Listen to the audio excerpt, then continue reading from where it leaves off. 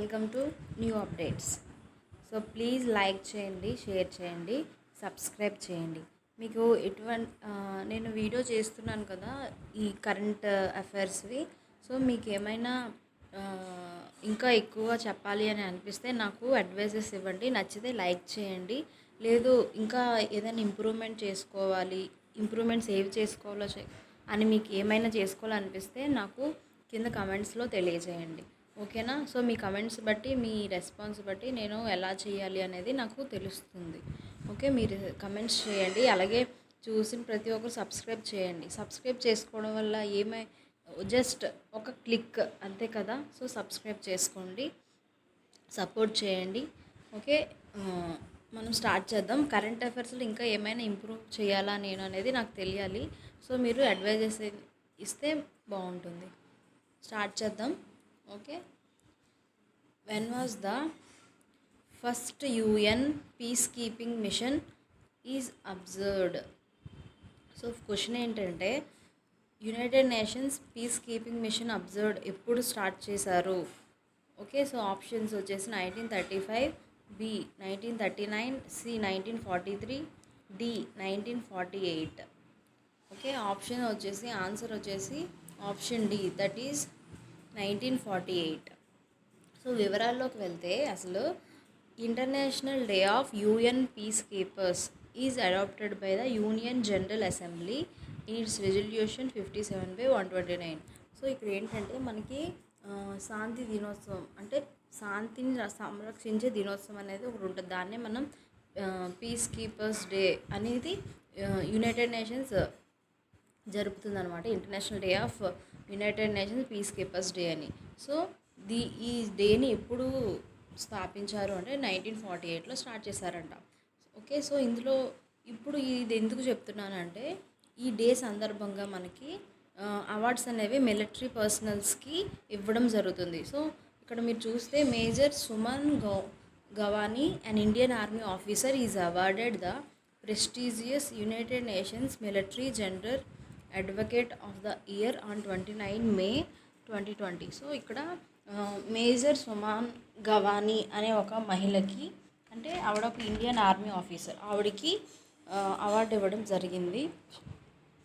So UN peace keepers day సందర్భంగా. అలాగే she served as a woman peace keeper with the united nations mission in south Sudan in 2019. So ఆవిడ చాలా awards కూడా అందుకున్నారని చెప్తుంది. Okay, గుర్తుంచుకోండి, United nations piece keepers day అనేది 29th May జరుపుకుంటారు. Next bit, how many member states are there under Asian Development Bank? So Asian Development Bank కింద ఎన్ని కంట్రీస్ ఉన్నాయి, మెంబర్షిప్స్ కంట్రీస్ అంటే మనకి options A 68, B 79, C 92, D 108. So the answer is answer ఏంటంటే option A 68 countries ఉన్నాయన్నమాట. Okay, so వివరాల్లోకి వెళ్తే ADB Asian Development Bank has 68 members, 49 from the region. So head quarter వచ్చేసి ఫిలిప్పీన్స్లో ఉంది. సో ఇది ఏంటంటే it is a government of India ద్వారా అది స్థాపించబడింది. ఓకే, ఇది ఏం చేస్తుందంటే ఏషియన్ డెవలప్మెంట్ బ్యాంక్ అనేది డిఫరెంట్ స్టేట్స్కి ఇంప్రూవ్మెంట్, మన ఇండియాలో ఉన్న అన్ని స్టేట్స్ని ఇంప్రూవ్ చేయడానికి కావాల్సిన లోన్స్ని, మనీని అందిస్తుందన్నమాట. ఓకే, సో ఇప్పుడు ఏం చేస్తుందంటే ADB and government of India signed 177 million loan to upgrade 450 kilometers of state highways and major districts roads in Maharashtra. So మహారాష్ట్రలో రోడ్స్ని డిఫరెంట్ స్టేట్స్తో కనెక్ట్ చేయడానికి ఈ ఏడీబీ అనేది గవర్నమెంట్ ఆఫ్ ఇండియాతో అగ్రిమెంట్ చేసుకుంది. ఓకే, సో ఈ ఏడీబీ బ్యాంక్ ఏంటంటే మన ఇండియాకి సంబంధించిన అన్ని ఇంప్రూవ్మెంట్స్కి ఇది ఉపయోగపడుతుంది. Next question, what is the cost of facility of instant pan through Aadhaar based eKYC? So instant Aadhaar based eKYC pan అనేది మనకి ఈ మధ్యనే మన నిర్మలా సీతారామన్ గారు స్టార్ట్ చేశారు.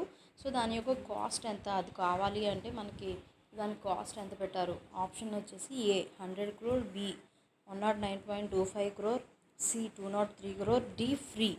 సో ఆప్షన్ వచ్చేసి డి అండి, ఫ్రీగా మనకి ఇవ్వడం జరిగింది.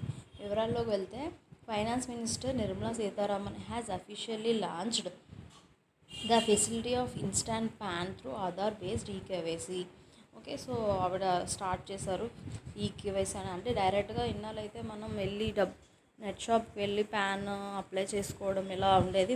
బట్ ఇప్పుడు అలా కాదు, డైరెక్ట్గా మనకి ఆధార్ డీటెయిల్స్ తో పాటు పాన్ కూడా వచ్చేస్తుంది. అంటే సపరేట్గా ఫామ్ ఫిల్ చేయాల్సిన అవసరం లేదు, వెయిట్ చేయాల్సిన అవసరం లేదు, వెంటనే వచ్చేస్తుంది. Okay, instantly. Next, when was the CIPET established? Option A 1953, B 1959, C 1962, D 1968. So answer is option A 1953. So వివరాల్లోకి వెళ్తే అసలు CIPET అంటే ఏంటి? Central Institute of Plastics Engineering and Technology. So అది ఒక సంస్థ అన్నమాట, ప్లాస్టిక్ అండ్ ఇంజనీరింగ్ టెక్నాలజీ అనమాట. So it is under the institution under the Ministry of Chemical and Fertilizers. So ఇది ఏం చేశారంటే ఈ ఇన్స్టిట్యూట్ను మళ్ళీ రీనేమ్, అంటే మళ్ళీ ఒక కొత్త పేరు పెట్టారు. అదేంటంటే central Institute of petrochemicals engineering and technology, CIPET అని ఒక కొత్త నేము ఈ ఇన్స్టిట్యూట్కి పెట్టడం జరిగింది అనమాట. సో ఇది ఎవరు చెప్పారంటే మన union minister of chemicals and fertilizers సంబంధించిన డివి సదానంద గౌడ గారు ఇది అనౌన్స్ చేశారు. ఓకే, సో దాన్ని 1968లో చెన్నైలో, తమిళనాడులో స్థాపించడం జరిగిందనమాట. Okay, so under the programme of united nation development programme కింద ఈ సెంట్రల్ ఇన్స్టిట్యూట్ ఆఫ్ ప్లాస్టిక్ టెక్నాలజీని స్థాపించడం జరిగింది. నెక్స్ట్ క్వశ్చన్ ఏంటంటే Wipro appointed Thierry Delaporte COO of Capgemini as the new chief executive officer and managing director. So Wipro అనేది ఒక కొత్త CEO come MDని appoint చేసింది. ఆయన ఎవరంటే మాజీ క్యాప్జెమినీ COO డెలాప్రోటే అనమాట, థియరీ డెలాప్రోటే. ఈయన ఫోటోలో కనిపిస్తున్నారు కదా. సో అబౌట్ విప్రో చైర్మన్ వచ్చేసి రిషిద్ ప్రేమ్జీ, ఫౌండర్ ఏమో అజిమ్ ప్రేమ్జీ, హెడ్ క్వార్టర్ ఏమో బెంగళూరు, కర్ణాటకలో ఉంది. ఎప్పుడు స్థాపించారు? విప్రో అనేది ఒక సాఫ్ట్వేర్ సంస్థ, మీ అందరికీ తెలిసిందే. సో 1945లో స్థాపించారు. Next, Sandeep Mukund Pradhan gets 2-year extension as director general of SAI. So మనకి స్పోర్ట్స్ అథారిటీ ఆఫ్ ఇండియా ఉంది కదా, అదేంటంటే సందీప్ ముకుంద్ని 2 years ఆయన ప్రెసిడెన్షియల్ స్టేటస్ని ఎక్స్టెండ్ చేసిందనమాట. ఓకే, సో ఇంకా ఏంటంటే sports authority of India has deposited 30,000 each as out of pocket alliance. Okay, so రీసెంట్గా ఏంటంటే స్పోర్ట్స్ అథారిటీ ఆఫ్ ఇండియా అథ్లెట్స్కి డబ్బులు ఇవ్వడం జరిగిందనమాట. అంటే ఒక్కొక్క అథ్లెట్కి 30,000 చొప్పున మొత్తం 8.24 crores రిలీజ్ చేసింది. సో ఇప్పుడు లాక్డౌన్ సమయంలో వాళ్ళకి ఉన్న కష్టాలకు గాను వాళ్ళకి డబ్బులు ఇవ్వడం స్పోర్ట్స్ అథారిటీ ఆఫ్ ఇండియా జరిగింది. So sports authority of India అనేది 1984లో స్థాపించారు under ministry of youth affairs and sports government of India. So head quarter వచ్చేసి న్యూఢిల్లీలో ఉంది. ఓకే, ఇంకో విషయం ఏంటంటే సందీప్ ముకుంద్ ప్రధాన్ని 2 years ఎక్స్టెన్షన్ చేశారనమాట డైరెక్టర్ జనరల్గా. Next question, the national aeronautics space administration renamed it's wide field infrared survey telescope next generation space telescope as Nancy Grace Roman space telescope or Roman space telescope to honour Nancy Grace Roman, mother of NASA's Hubble telescope. So NASA's first chief astronomer who paved way for space telescopes focused on broader universe. So NASA అనేది America సంస్థ, అంటే America అంతరిక్ష సంస్థ అనమాట. So అదొక టెలిస్కోప్ని రూపొందించింది. దాని పేరు ఏంటంటే నాన్సీ, అంటే ఆల్రెడీ ఓల్డ్ నేమ్ ఉంది, ఇది wide field infrared survey telescope అని దానికి కొత్త పేరు పెట్టింది. అది ఏంటంటే Nancy Grace Roman space telescope. So దీన్ని అతి త్వరలో ప్రయోగిస్తారనమాట. Okay, so Nancy Grace Roman పేరు ఎందుకు అసలు ఆ పేరు మళ్ళీ ఎందుకు పెట్టారు అంటే ఆమె ఒక లేడీ అనమాట. సో అందుకని పెట్టారు. సో ఆమె ఖగోళ భౌతిక శాస్త్రంలో చాలా కృషి చేసింది. 30 సంవత్సరాల క్రితం హబుల్ టెలిస్కోప్ను స్టార్ట్ చేసింది. సో ఈ హబుల్ టెలిస్కోప్ అనేది అత్యంత శక్తివంతమైన మరియు ఉత్పాదక అంతరిక్ష టెలిస్కోప్ అంట. ఓకేనా. నెక్స్ట్ ఏంటంటే కొచ్చి స్టార్టప్ దేవాదితెక్ innovations develops decontamination device Lumos to check COVID-19 spread. So కేరళలో కొచ్చిలో మనకి ఏంటంటే ల్యూమోస్ అనే ఒక కొత్త స్కీమ్ స్టార్ట్ చేశారు. ఇందులో ఏంటంటే ఇది ఒక హెల్త్ కేర్కి సంబంధించింది. ఇది COVID-19 సంబంధించిన వైరస్ని కిల్ చేస్తుంది అనమాట. సో దాని పేరు ఏంటంటే దేవాదితెక్ ఇన్నోవేషన్స్ ప్రైవేట్ లిమిటెడ్ స్టార్టప్. అదొక స్టార్టప్ కంపెనీ స్టార్ట్ చేసింది. సో మిగిలిన వాటిలా కాకుండా ఇదేంటంటే ఇట్ కిల్స్ ద అరే of pathogens including sirs CoV, MERS CoV, germs causing different types of influenza. So మనకి ఎటువంటి ఫ్లూస్ ఉన్నా సరే ఇది కనిపెట్టి కిల్ చేస్తుందని సైంటిస్టులు చెప్తున్నారు. ఓకే. నెక్స్ట్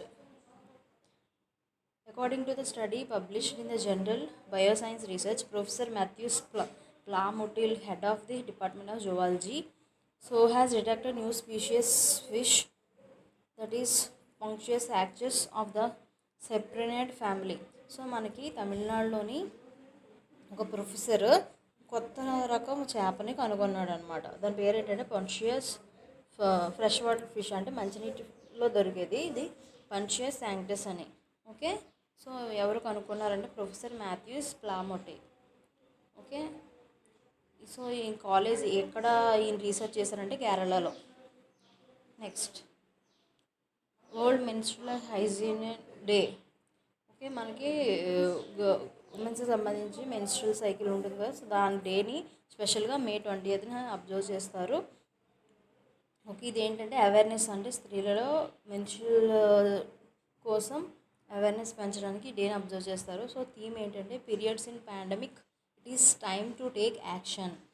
సో దీన్ని ఎవరు ఆర్గనైజ్ చేస్తారంటే యునైటెడ్ నేషన్స్ చిల్డ్రన్స్ ఫండ్ అనేది ఆర్గనైజ్ చేస్తుంది అనమాట.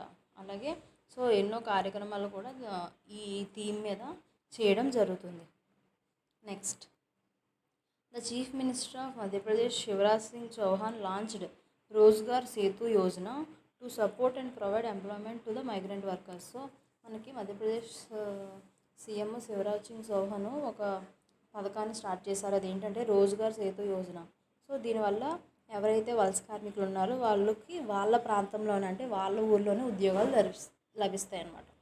అలాగే ఈయనలాగే ఇంకొకరు ఉత్తరాఖండ్ సీఎం త్రివేంద్ర సింగ్ రావత్ కూడా ఒక కొత్త స్కీమ్ని వలస కార్మికుల కోసం స్టార్ట్ చేశారు. అదేంటంటే ముఖ్యమంత్రి స్వరాజ్గార్ యోజన అనమాట.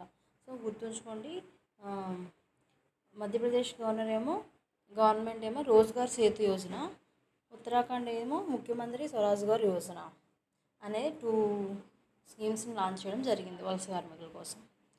Next Uttar Pradesh government develops 800 kilometre roads as herbal roads.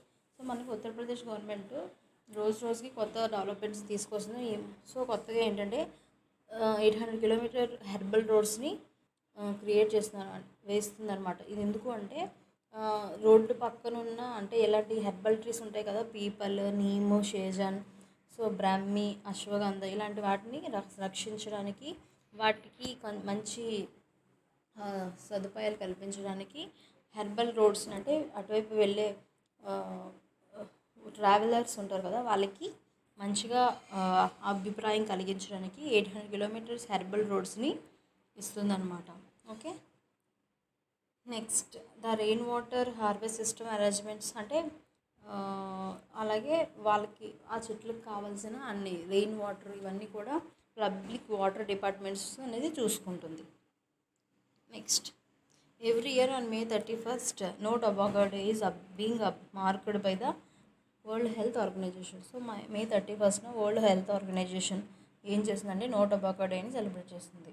So no tobacco అంటే పొగాకుని ఆపేయాలి, పొగాకు వల్ల ఎన్నో ఆరోగ్య సంబంధమైన ప్రాబ్లమ్స్ వస్తాయని సో హెల్త్ ఆర్గనైజేషన్ అనేది చేయడం జరిగింది. సో థీమ్ ఏంటంటే ప్రొటెక్టింగ్ యూత్. సో యూత్ని ప్రొటెక్ట్ చేసుకోవాలి అని థీమ్. సో ఇవన్నీ ఈరోజు కరెంట్ అఫైర్స్. మీకు నచ్చితే లైక్ చేయండి, షేర్ చేయండి, అండ్ సబ్స్క్రైబ్ మాత్రం ఖచ్చితంగా చేసుకోండి. ఎందుకంటే ఎడ్యుకేషనల్ ఛానల్స్ని మీరు సపోర్ట్ చేస్తే చాలా మంచిది. ఓకేనా. Thank you.